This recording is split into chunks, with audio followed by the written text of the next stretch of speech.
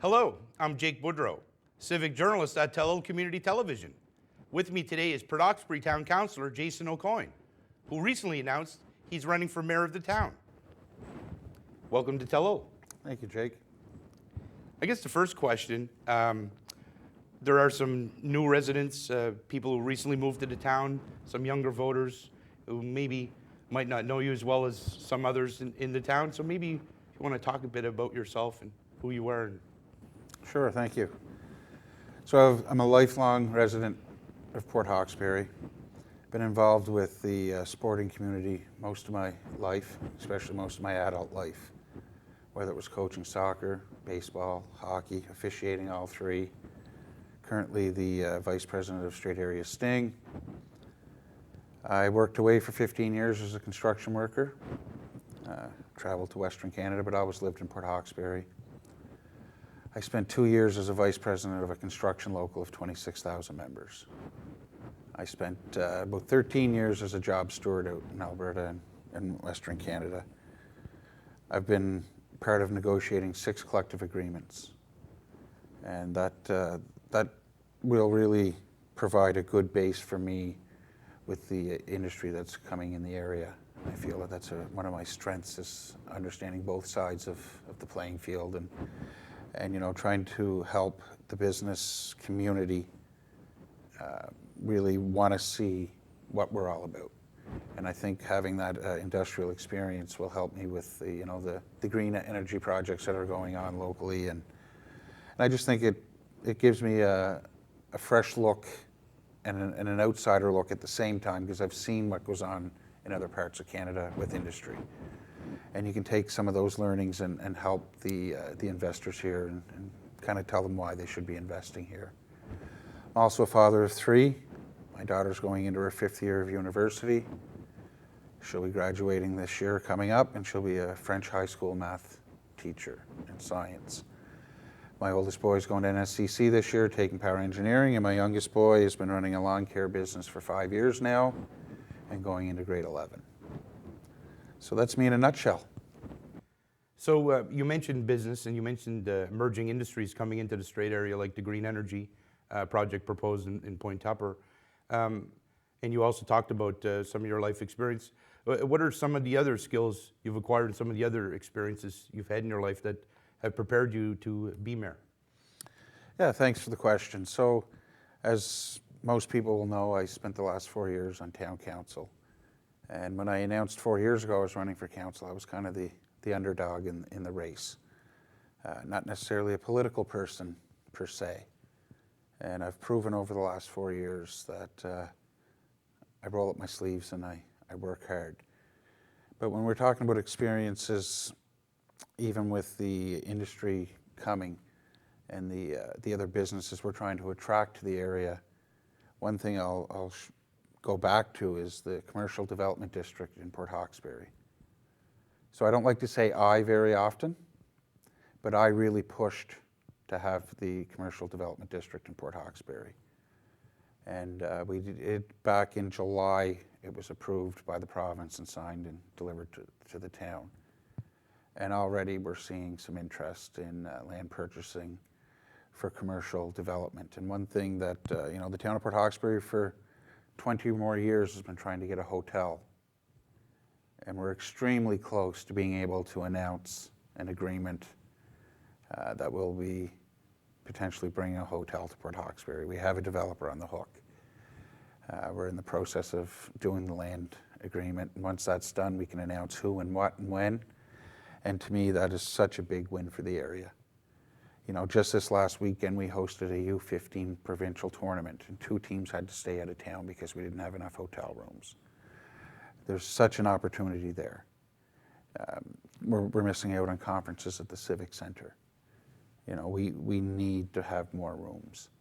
And that's one of the feathers really in my cap over this last term that I'm really proud of. Now, council obviously supported it, but I really took the lead on that. I really pushed it through. And that's just one of many examples of when something gets in my head, I don't take no for an answer very easily. And I'm sure some of my counterparts on council sometimes get frustrated with that, but that's okay. When I feel that something is better for the community, I won't let it go. So what went into your decision to run for the mayor's position? You were elected in 2020, as you mentioned. You did a term here on council. So why specifically did you decide to run to be mayor? Well, I can tell you it wasn't an easy decision. As many people know, the current mayor and myself are good personal friends for over 30 years. But for about 8 months, I kept asking myself the same question, as if that wasn't my friend in the mayor's seat, is that a job I would want? And I kept coming back to the answer of yes. So I feel that I've got so much energy right now built up. I've got, we'll call it the fire in my belly to be the mayor and to bring us in a direction, a different direction. I'm not saying the direction we're going now is the wrong direction. We were doing a lot of great things, but there's some things that I would like to do a little bit differently. And again, I just want the viewers to know, and I really stress this, and it's honest, this decision to run for mayor has got nothing to do with the current mayor. This is not a Jason versus Brenda decision, because at the time there was just the two of us running. Now there is a third candidate. But it had nothing to do with the current mayor. It solely had to do with myself and what I feel I can give to the town and my leadership skills, my leadership style, my experience. You know, I'm somebody who's not a political person, and in the last 4 years I was able to make connections with the provincial government, with the federal government. We were able to collaborate as a whole. So you have a provincial party that's PC, you have the federal Liberals, and you have the municipality. And we were able to do so many things together with two different parties in the municipality, which is almost unheard of. We are so lucky in this area to have the people representing the area that we do. And it's not only Port Hawkesbury, Inverness County, Richmond County, they all have the same type of leadership. They're working honestly for the better of their community. And the better that Port Hawkesbury does, the better Inverness County does, the better Victoria County does, Richmond County, Mulgrave, the surrounding areas. It has to be all working together. It's got to be collaborative. Yes, my allegiance first and foremost is to the town residents of Port Hawkesbury. That's who votes us in, that's who pays our stipends, that's where we live. But at the end of the day, we all have to work together, all around us. Is it always easy? Absolutely not. But it's very rewarding. And anybody who has thought about putting their name on the ballot, I strongly recommend doing it. And I also say, I've had a couple of the current new names that come out for council reach out and ask me about things. And I've told everybody that I've talked to, if you want to have a coffee and we'll sit down and have a chat, I have no problem going over the processes and the time commitments and all the committees that we sit on, which I didn't understand 4 years ago. When I put my name up for council, I didn't realize that you'd be sitting on 7 to 10 committees, an alternate for 2 or 3 or 4 more. Didn't realize the time commitment. Not that I'm regretting it at all. Obviously, I put my name back on the ballot. It's something I really enjoy. So as you see it right now, what are the main issues facing the town, the residents, the organizations, the businesses of Port Hawkesbury? So one of the first things you hear when you go door to door, or even if you're in the grocery store, is taxes. So the truth of the matter is, we have the same tax rate we had in 1987. Now you think of when you went to the grocery store in 1987 and you bought a loaf of bread, and you look at the price of that loaf of bread today. It's gone up dramatically.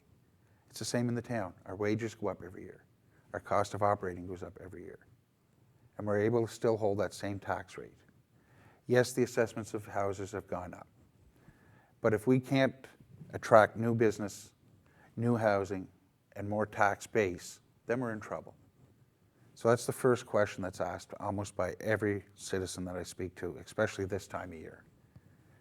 And I give the same answer. If we can't grow our tax base, then we have to look at our taxes. And that was, again, why we looked at the commercial development district. Most of the property in that district is owned by the municipality. So today we're not collecting taxes on it. If we can sell it and we can get some buildings up, yes, they get a reduced tax rate for the first 10 years. The first year is 10% of the property tax, and it goes up 10% every year until that's 100%.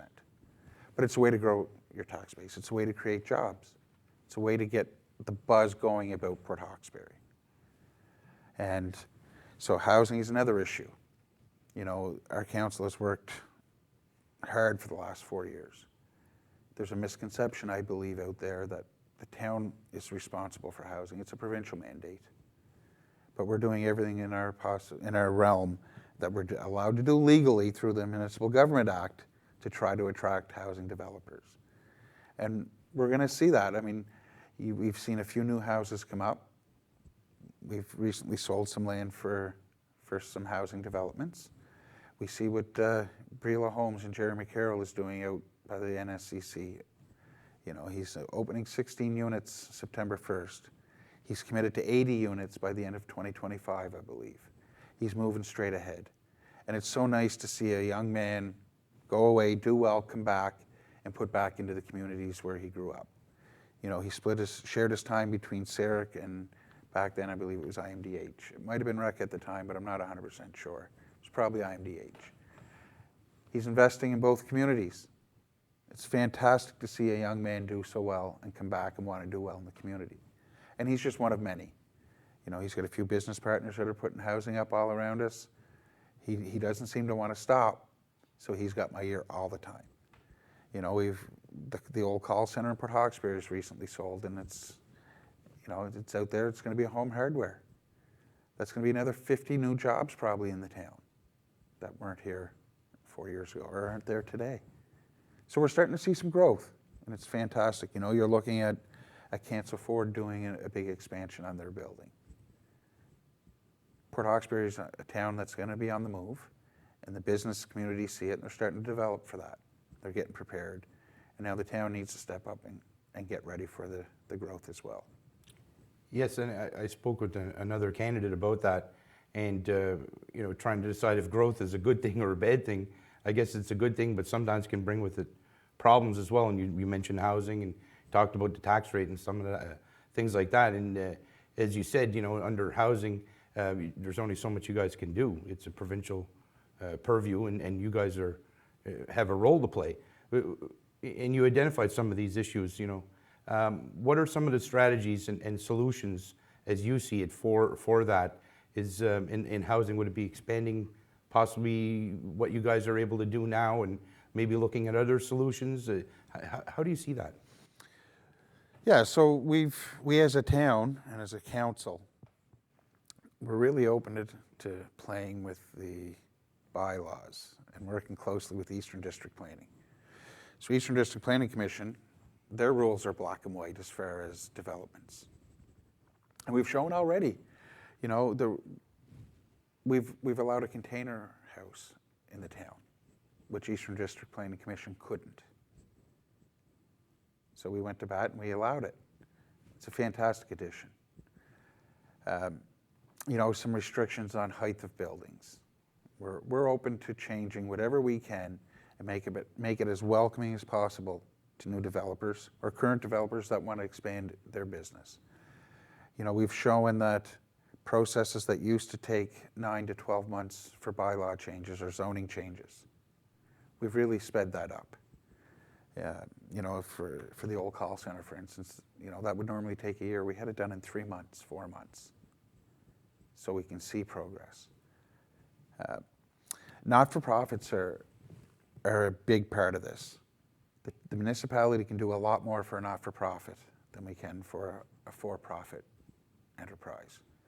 So we've been meeting with not-for-profits. We've been meeting with developers since my first day on council. That was my first 2 years, was non-stop looking for developers, to the point that I almost burnt myself out, and I had to say, okay, now let's take a couple of weeks and take a big deep breath and recharge the batteries and go back at it again. But we're starting to see the evidence of the work. Like I said, the housing development out in the end of town, the potential, very, very strong potential of a hotel coming. Yeah, that developer also has plans to put a couple apartment buildings up on the same property with retail on the bottom. So one thing we did as a council, When we applied for the Commercial Development District, we've asked the province to change legislation to allow apartments to be included, anything with over 7 units. People may believe that apartment buildings are commercial. They're not. They're taxed residential. And we haven't been able to get that legislation changed yet, but I can guarantee you if I get elected mayor, that'll be a fight I will continue for the next term and more for sure. Because I believe, like, they're so expensive now to build. The price has gone up so much that if you can give a tax break, a little incentive here, a little incentive there, that might be the difference to get what we need, as opposed to people walking away and saying, no, I just can't afford it. Now, you just mentioned that if elected mayor, that would be one of your priorities. And that led into my next question. What are your priorities if you're elected? What are the goals you'd like to see accomplished in the first 4 years of that first term? So obviously, anybody who's followed our council for the last 4 years, I've been pushing real hard to have 3 different types of subdivisions created in the town. One of them is an R2 zone up in our new we'll call it our new subdivision that's 20 years old. You know, we have lots of land there where we can separate the R1 from the R2 and really start developing that. Now, there's a lot of money that goes into that. We need water, sewer, new roads. I understand that.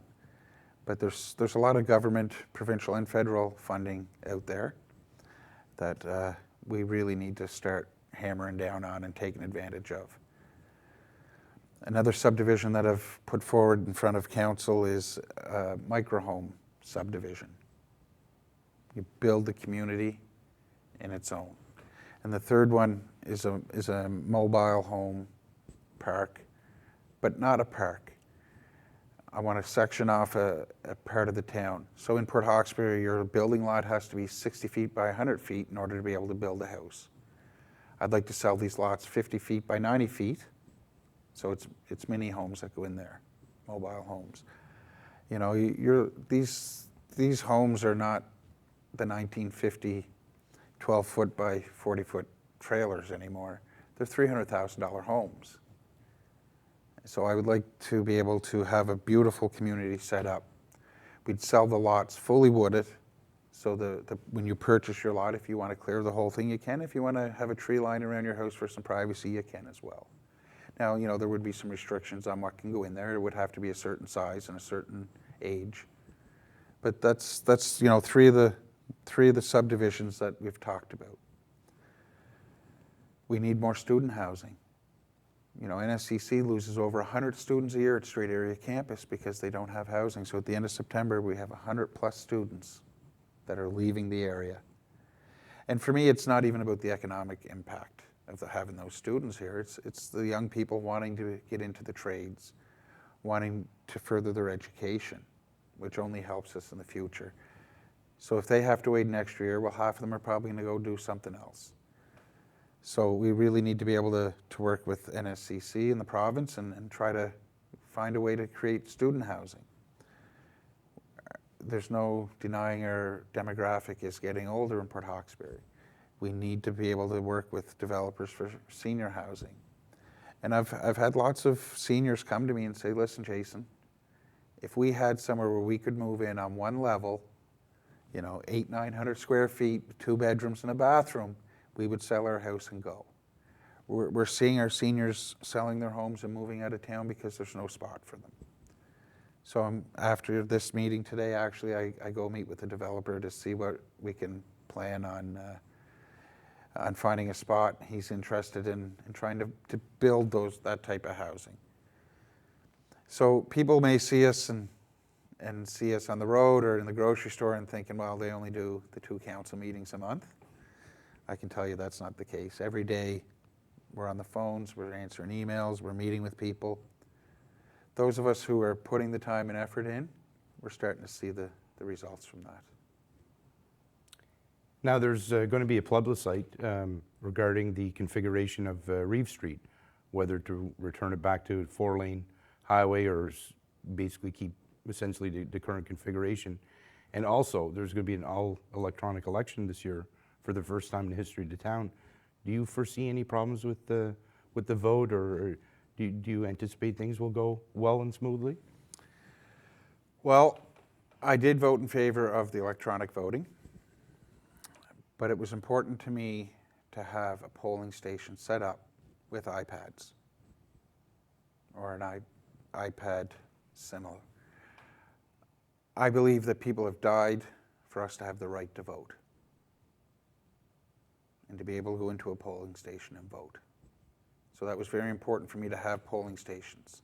And as I just spoke about, our aging population, and not only the older people, there's still some younger people that are not comfortable with electronics. So it was absolutely crucial, in my mind, to have a polling station set up where we have people who can assist others with their voting. And I can tell you, I will go into the polling station to cast my vote. Like I said earlier, people died for us to have that right, and I feel very strongly that polling stations should be set up. When you talk about the plebiscite, I've been saying it for 3.5 years now, and every public meeting that this come up about Reeve Street, the province owns the street, not the town. The town can make suggestions, that's it. We can make recommendations, which we have. So when this Reeve Street debate started a number of years ago, I was not for it. I was asked to go get educated and hear the presentation on it, which I did. I changed my tone. Once I was okay with the pilot project, I supported that. For the last 2.5 years, we've been putting 14 or 15 different corrections, as we call it, we feel are safety concerns. We haven't seen those done yet. I believe if the province were to come forward and correct the things that we're hearing from our residents, and we're seeing ourselves, we drive that road every day. Some more than others, but we drive it every day, and we see it. I believe that if it's corrected, it can work. The reason we put a motion on the table to have a plebiscite is we listen to our residents. That's our job. So we want the residents to have the say. But what's important to know is no matter what the residents say, the province still has the final say at the end of the day. We're trying to get our residents' voice heard by the province, and then the province can make up their mind from there, and we'll work with them whichever way they decide to go. Now, you announced some time ago that you're running for mayor. How have you been spending that time campaigning? And with the election set for October 19th, how do you plan on spending the coming weeks campaigning and on the trail? Yeah, so every minute I can get away from work, I do. I'm fortunate that my boss has said to me, you take the time you need. Unfortunately, for my work, this is the busiest time of the year. But that's okay, we're finding a way to get out on the door to door. I'll be opening a campaign office next week. I'll spend a couple hours a night, 2 nights a week in there for people to come in and meet me and ask any questions they want. I'm looking at the possibility of possibly holding a couple town hall meetings in there, we'll call it, and people come in and I'll give a little presentation. That was my biggest surprise 4 years ago, was how long it takes to get to every door in Port Hawkesbury. 4 years ago, I started real early, and the last 3 or 4 days, I still hadn't hit all the doors. So I was fortunate enough that my 2 boys got in the car with me, and we just started putting out my door knockers. Yeah, it's a big grind, and you don't realize how many doors there are until you have to knock on every one of them. And it's good. The reception has been good so far. People are willing to talk. They're wanting to talk. They want you to hear their concerns, and you hear their comments and their gripes, which is what it's all about. And you can listen and do with what you can with that information. Well, that's all for me. I really appreciate you taking time out of your day to come down here to our studio in Arishat and answer some of my questions. I appreciate the opportunity.